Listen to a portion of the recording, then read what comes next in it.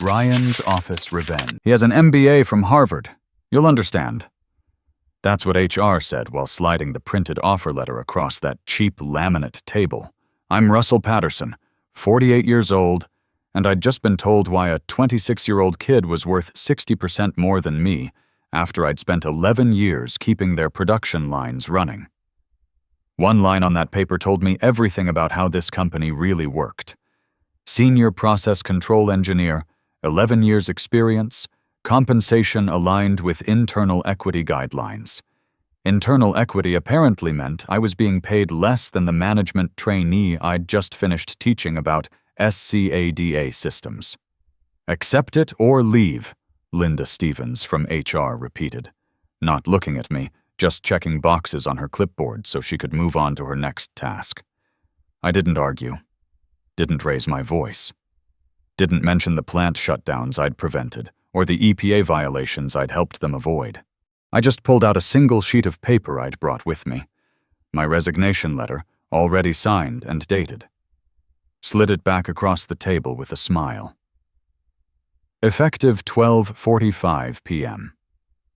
Today, I said. By 12:47, my badge was deactivated. By 12:52, my SCADA access was revoked. By 1:15, Diana Foster, the CEO's assistant, was running across the employee parking lot in high heels, waving her arms and shouting my name like the plant was on fire. By 3 p.m., 9 people were sitting in an emergency crisis meeting, staring at an incident report that started with my resignation timestamp and ended with the words critical production shutdown and estimated impact, $32 million in lost output. But let me back up and tell you how a quiet, underpaid engineer became the most expensive lesson in his company's history just by walking away. I'm Russell Patterson. Most people at the plant called me Russ because there were always too many guys with regular names in manufacturing. I'm 48 years old, spent the last 22 years keeping industrial systems from failing when lives and millions of dollars were on the line. I didn't come up the corporate way. No fancy degree from some elite school. Got my engineering degree from a state university you probably never heard of unless you grew up within 50 miles of it. Before that, I spent 6 years in the Army Corps of Engineers, working on dam control systems and water treatment facilities, where a mistake could flood towns or poison water supplies. After the Army, I bounced through a couple smaller industrial shops before landing at Apex Manufacturing 11 years ago. They made specialty chemicals for automotive and aerospace companies, the kind of operation where everything had to be perfect because a contaminated batch could ground airplanes or kill engines. When I started, Apex was still family-owned and run by engineers who understood that uptime meant everything.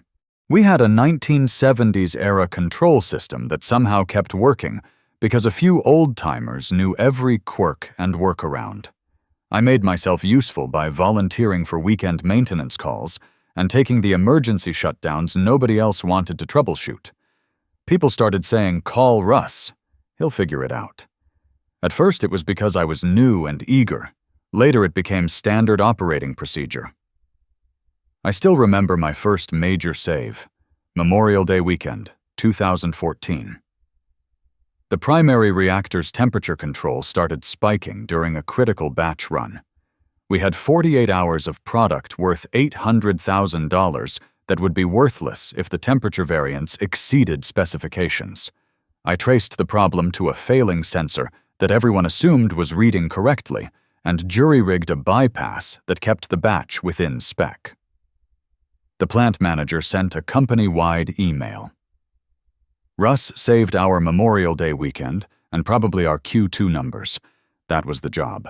Keep the processes running so the company could make money and keep people employed. Over the years, my role expanded. Process engineer to senior engineer to control systems specialist, though HR always found ways to keep my title just below the pay grades that would force them to update their salary bands. I didn't mind, as long as I had access to the systems that kept everything safe and productive. I rebuilt the HMI interfaces, designed the alarm management protocols, wrote the maintenance procedures that operators used when sensors failed at 2 a.m. on Sunday. I learned every failure mode not from textbooks, but from actual emergencies. The time a power surge took out half our PLCs during a storm. The time a contractor cut through a control cable and nearly caused a chemical release. The time someone from corporate tried to optimize our safety interlocks without understanding why they existed. I kept detailed logs because that's what you do in industrial settings. Everything documented, every anomaly recorded, every near miss analyzed. When the system hiccups, you need to know if it's random or part of a pattern that could kill someone. Then Apex got bought by Sterling Industrial Group, a private equity firm that specialized in operational excellence. They brought in Bruce Morrison as CEO, a guy who'd made his reputation modernizing legacy manufacturing operations. He talked constantly about Industry 4.0, digital transformation, and eliminating tribal knowledge through systematized processes. The new management philosophy came with new people. Harvard and Wharton MBAs who could build beautiful spreadsheets about efficiency metrics but had never worked a 16-hour shift to keep a reactor from overheating. They loved talking about smart manufacturing and predictive analytics while the rest of us kept the actual manufacturing running. The warning signs started when they launched an operational excellence leadership program for high-potential emerging talent. Translation: recent graduates from prestigious business schools who would rotate through different departments to gain exposure before taking on strategic roles. One of them was Jordan Martinez, 26 years old, Harvard MBA, with an industrial engineering minor he'd squeezed in between consulting case competitions. Smart in the academic way that gets you good grades but doesn't teach you what to do when a PLC starts throwing fault codes at midnight. They started him as Process Optimization Analyst. Within 6 months, Senior Process Manager. Within 9 months, Director of Manufacturing Excellence. He had direct access to Bruce and to control systems he didn't understand because someone thought it would be developmental for him to own cross-functional improvement initiatives. Jordan loved making presentations about digitizing manual processes and leveraging IoT sensors for real-time optimization. He'd never been on the floor during an emergency, but he had strong opinions about our outdated approaches and resistance to change. The real kick in the teeth came when Jordan posted an internal analysis comparing legacy engineering compensation to market rates for strategic manufacturing roles. He'd supposedly anonymized the data, but when there's only one guy with 11 years of control systems experience, anonymization is a joke. That's when I saw it in black and white. My total compensation was barely higher than what the leadership program graduates were getting as starting salaries. Jordan specifically was making 60% more than me to create PowerPoint presentations about systems I'd designed and maintained. I started keeping better records after that.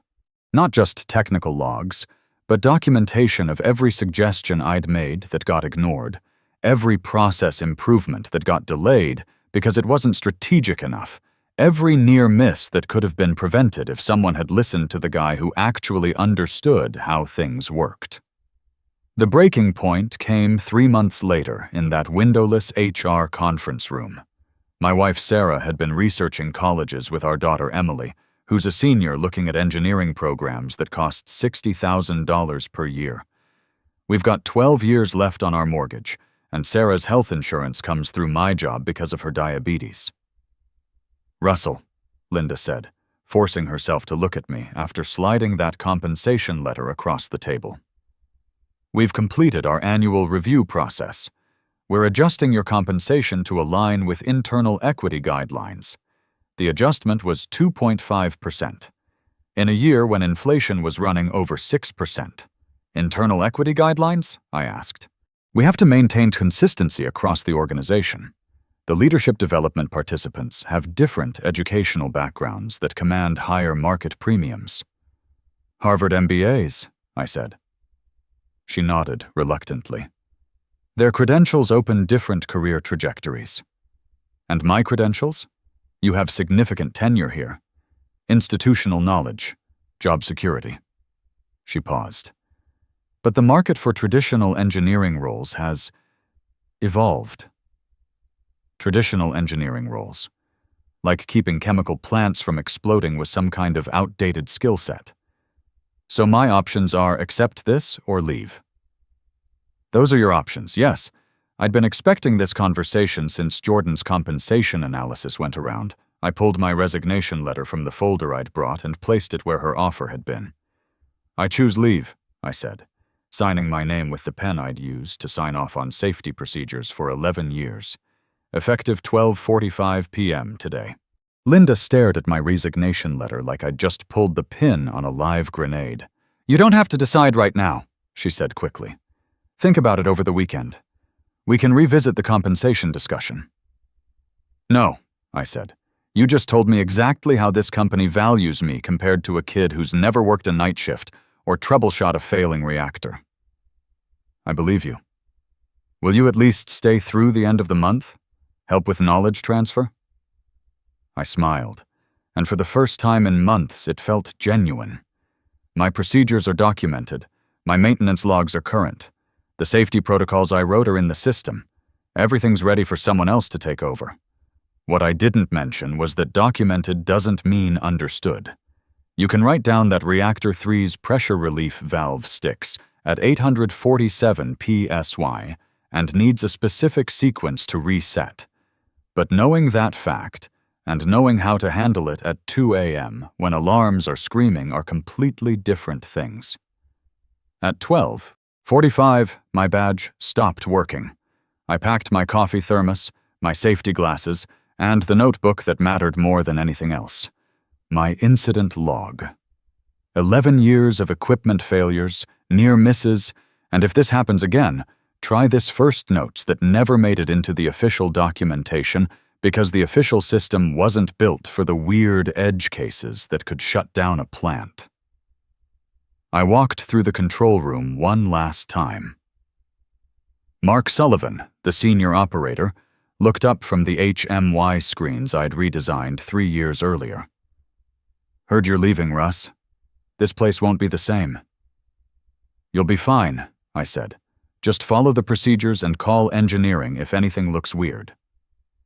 What I didn't say was that engineering now consisted of Jordan Martinez and 2 recent graduates who'd never seen what happened when a batch crystallization went wrong, or why you never bypass the emergency cooling interlocks, even when production is behind schedule. I walked past the break room where second shift was getting briefed on the evening's production run. Past the maintenance shop where Joe Kowalski was rebuilding a pump that had been acting up for weeks. Past the raw materials warehouse where everything looked normal, but where I knew half the level sensors were running on manual calibration because the automatic system had never been properly commissioned. At 12:47, my computer access died. At 12:52, my phone stopped connecting to the plant network. At 12:58, I was sitting in my truck in the parking lot when the first alarm came through on the emergency notification system that still had my personal cell phone number. Level 2. Process alarm. Reactor 3. Pressure deviation.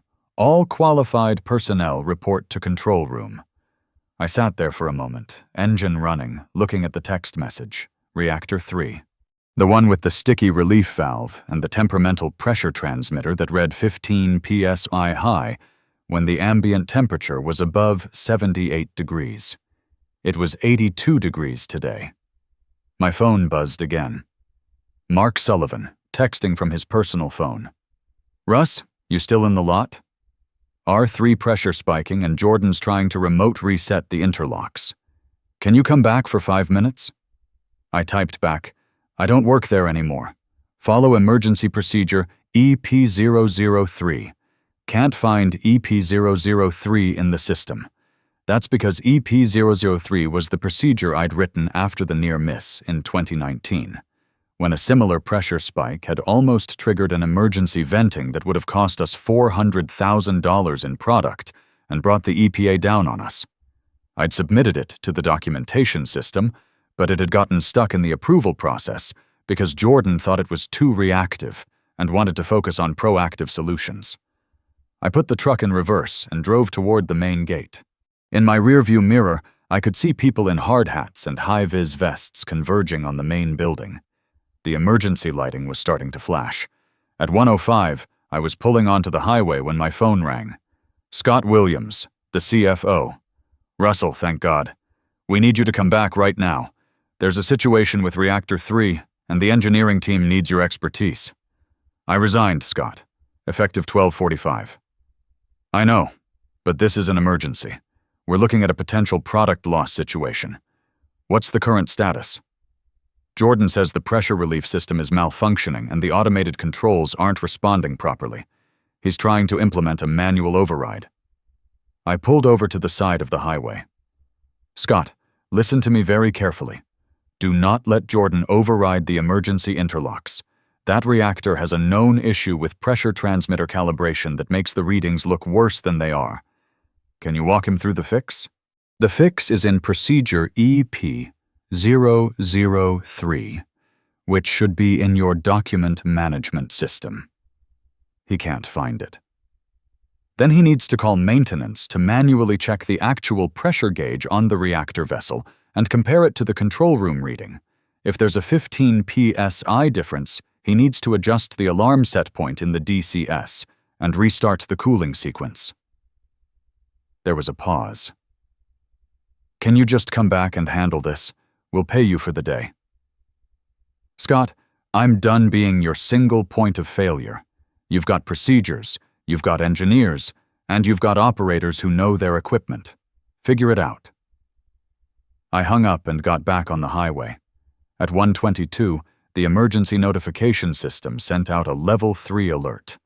Plant-wide production hold. Reactor 3. Emergency shutdown. Non-essential personnel clear area. At 1:30, my phone started buzzing with texts from guys on the floor. Mark. They shut down R3. Batch is ruined. Jordan called corporate. Joe from maintenance. Whatever you did, good for you. They're running around like chickens with their heads cut off. At 1:35, Diana Foster called. Russell, Bruce needs to speak with you immediately. We have a plant emergency and you're the only one who understands the Reactor 3 control logic. I don't work there anymore, Diana.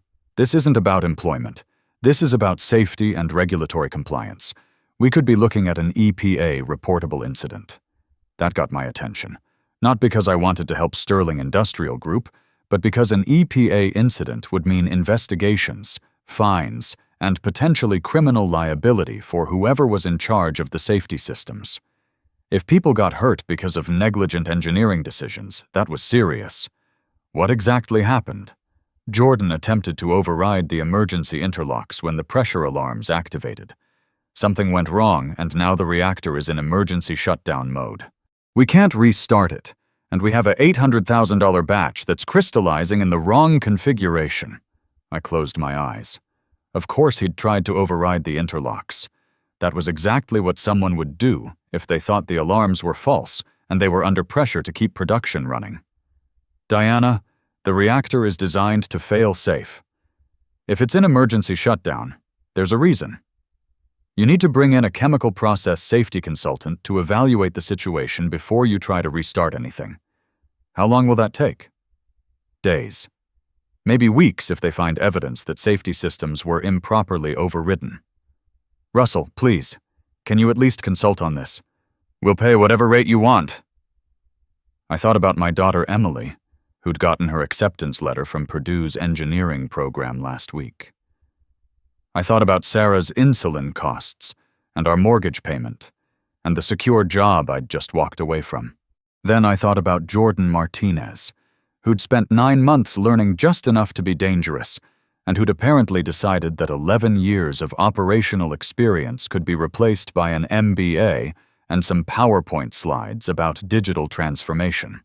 Diana, You can hire me as a consultant through my new employer. We bill at $350 per hour, with a 40-hour minimum for emergency response calls. Your new employer? I start at Consolidated Chemical on Monday. They've been trying to recruit me for 2 years. Turns out they pay market rates for people who actually know how to keep chemical plants running safely. I hung up and drove home to tell Sarah we were going to be just fine. By the time I got home, Sarah was in the kitchen making coffee and scrolling through Emily's college financial aid applications on her laptop. She looked up when I walked in at 2:15 in the afternoon, 3 hours earlier than usual. "How'd the compensation meeting go?" she asked, though my expression probably already gave her the answer. "I quit," I said, sitting down at our kitchen table. "Effective today." She closed the laptop slowly. "What happened?" I told her about the 2.5% raise, about Jordan making 60% more than me to create PowerPoint presentations about systems I'd built, about Linda explaining that MBA credentials commanded higher market value than 11 years of keeping a chemical plant running safely. And then what? Then their Reactor 3 went into emergency shutdown about 13 minutes after my badge stopped working. Sarah's background is in nursing, so she understands systems and procedures and what happens when people don't follow them. How bad? Bad enough that they offered to pay me consulting rates to come back and fix it. I told them to call Consolidated Chemical and book time through my new employer. Her eyes widened. "You took the Consolidated job? I'm calling them tomorrow. They've been trying to recruit me for 2 years. I pulled out my phone and showed her the text thread I'd been having with their engineering director. They pay 40% more than Apex, and they actually value experience over credentials. Sarah smiled, the first real smile I'd seen from her in months. Good for you. My phone started buzzing. Bruce Morrison calling directly. "Russell, I need you to come in right now. We have a plant emergency, and I'm told you're the only one who understands our Reactor 3 control systems." I resigned, Bruce, as of 12:45 today. I know, but this is bigger than employment issues. We're looking at a potential safety incident and significant product loss. EPA might get involved. Then you need to call a process safety consultant and shut down operations until you understand what went wrong. Jordan says he can fix it if he can just access your procedure files. I almost laughed. Jordan's the one who caused this by overriding safety interlocks. Maybe don't let him make it worse. Russell, be reasonable. We'll pay you whatever you want. Name your price. I'm not being unreasonable, Bruce. I'm being professional. You can contract my services through Consolidated Chemical at standard emergency consulting rates. $350 per hour, 40-hour minimum, and I won't touch anything until your insurance company signs off on the safety assessment. That's $14,000 just for the minimum. That's what expertise costs when you don't have it in-house anymore. I hung up. Over the next 2 hours, my phone didn't stop. Mark from the control room. They brought in some consultant from corporate, but he doesn't know our systems. Production's been down for 4 hours. Joe from maintenance. Whatever you did, half the front office is freaking out. Jordan's been in Bruce's office for an hour. At 4:30, Scott Williams tried again. Russell, I'm going to be direct. This shutdown is costing us $200,000 per day in lost production. The batch we lost was worth $800,000. If we can't restart by tomorrow morning, we'll miss delivery commitments that could cost us our biggest customer. Scott, I understand the financial impact, but I'm not your employee anymore. You chose to structure compensation in a way that made it clear my expertise wasn't valued. Now you get to experience what that expertise was worth. This is bigger than a compensation dispute. No, it's exactly a compensation dispute. You told me this morning that Jordan's MBA made him more valuable than my 11 years of operational knowledge. Now you're finding out what happens when that operational knowledge walks away. At 5:45, my phone rang again. This time it was Helen Rodriguez, a board member I'd met once during a plant safety audit. Russell, this is Helen Rodriguez from Sterling's board.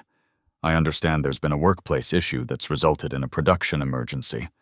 There's been a compensation issue that resulted in my resignation, which was followed by a production emergency. I'd like to understand what happened from your perspective. For the first time all day, someone was asking for my side of the story instead of demanding I fix their problem. I told her about the meeting with HR, about Jordan's compensation analysis, about the choice between accepting being undervalued or walking away. And the production incident? Reactor 3 has a known issue with pressure transmitter calibration that I documented in 2019. The fix requires following a specific procedure that accounts for temperature-dependent measurement error. Jordan apparently tried to override the safety systems instead of following the procedure. Why isn't this procedure accessible to the current engineering team? It got stuck in the approval process because Jordan thought it was too reactive instead of proactive. He wanted to focus on digital transformation initiatives instead of maintaining tribal knowledge.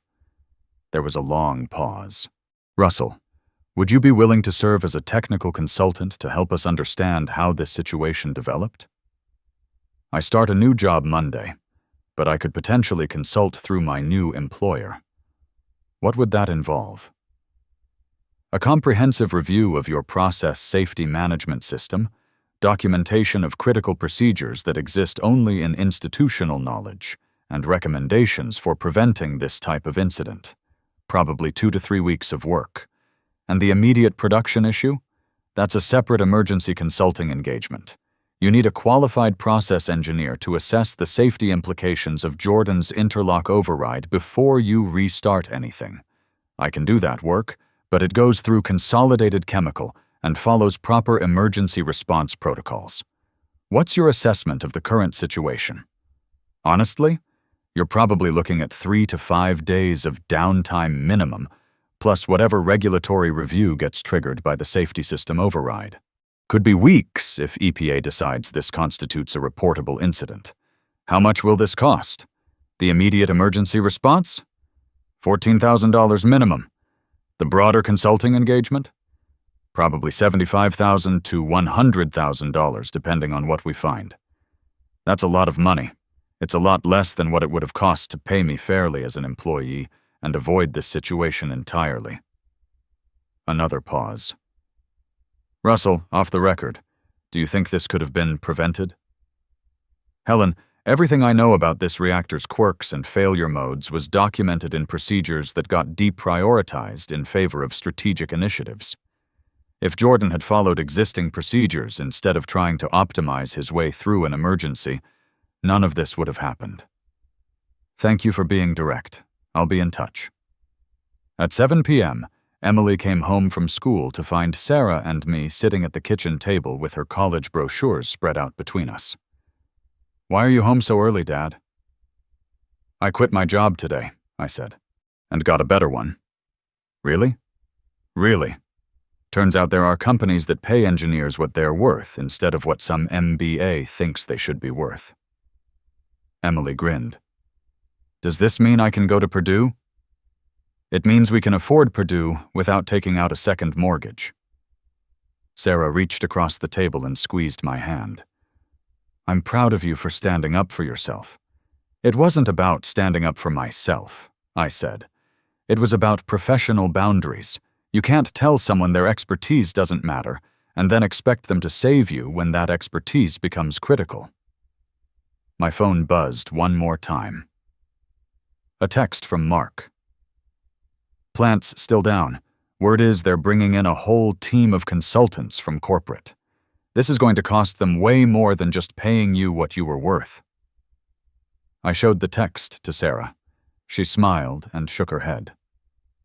Expensive lesson, she said. The best kind, I replied. The kind that sticks. 3 days later, I was sitting in Consolidated Chemicals headquarters signing my employment contract when Helen Rodriguez called. Russell, I wanted to give you an update on the situation at Apex. We've completed our initial assessment, and I think you'll find it interesting. I'm listening. Jordan's attempt to override the safety interlocks caused a cascade failure that damaged 2 control valves and corrupted the reactor's calibration data. The repair costs alone are $180,000, and we'll need a full safety system recertification before EPA will let us restart that unit. I winced. How long for recertification? 3 weeks minimum. Total production loss is projected at $2.8 million. The customer we were producing that batch for has already started procurement discussions with our competitors. What about Jordan? Jordan's no longer with the company as of yesterday. Neither is Linda from HR. Bruce is on administrative leave, pending a full board review of this incident. I set down my pen. Helen, I want to be clear about something. I never intended for anyone to lose their jobs. I just wanted to be paid fairly for my work. I understand. But when someone with strategic decision-making authority makes choices that result in a $2.8 million loss and potential safety violations, there are consequences. This wasn't about revenge, Russell. This was about competence. What happens now? We're implementing several changes. First, we're establishing a technical fellow track that compensates senior engineers based on expertise rather than management responsibilities. Second, we're requiring that all safety-critical procedures be approved by operations personnel, not just management. Third, we're conducting a comprehensive review of compensation equity between technical and management roles. Sounds like the kind of changes that should have happened years ago. Yes, well, sometimes it takes an expensive lesson to get leadership's attention.